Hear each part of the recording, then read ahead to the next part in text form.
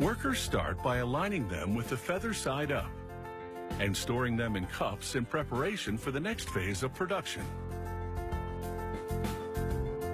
Having the feathers aligned makes it easier for a worker to feed them one by one into a specialized sorting machine. This device has 26 different sensors that measure each feather. The feathers must be a specific size and have a precise angle. The machine sorts feathers of the same size and angle into different bins.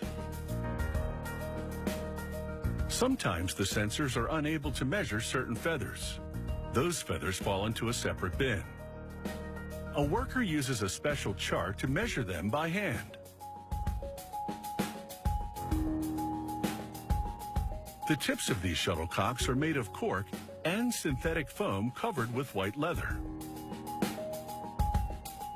It's time to start assembling the shuttlecocks.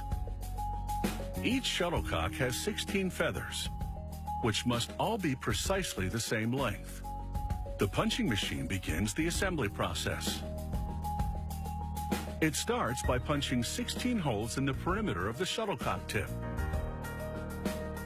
The worker feeding the feathers into the device must keep pace with the machine.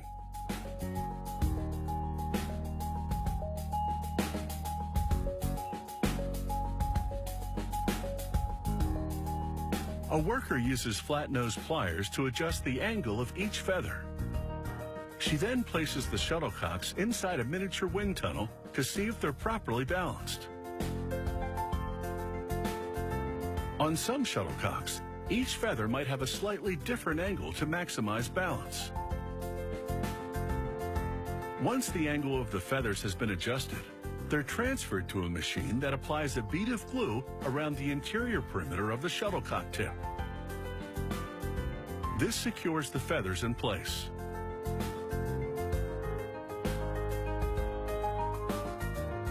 To further stabilize the feathers, workers place them in a specialized sewing machine that binds them securely together with 2 rows of thread.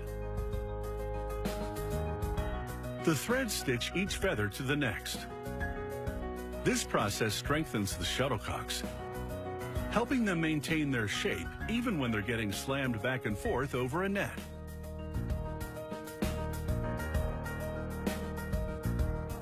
When the machine is finished stitching a shuttlecock, a worker ties off the thread to keep it from unraveling and cuts off the excess.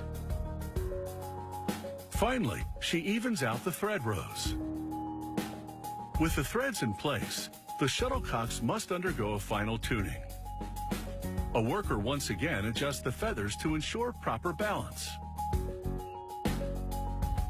A machine applies glue to the threads on the shuttlecock, locking them in place to give them the necessary rigidity. The thread is made to quickly absorb glue. A worker applies a green strip, which indicates a slow-speed shuttlecock. Medium-speed shuttlecocks get a blue strip, fast ones are red. It's time for quality control testing. A machine equipped with a racket-like arm fires the shuttlecocks to a waiting worker. Shuttlecocks can travel at speeds as high as 300 feet a second. That's twice as fast as a pitcher can throw a baseball. Once the shuttlecocks have passed the quality control test, a worker inserts 12 at a time into long cardboard tubes, similar to those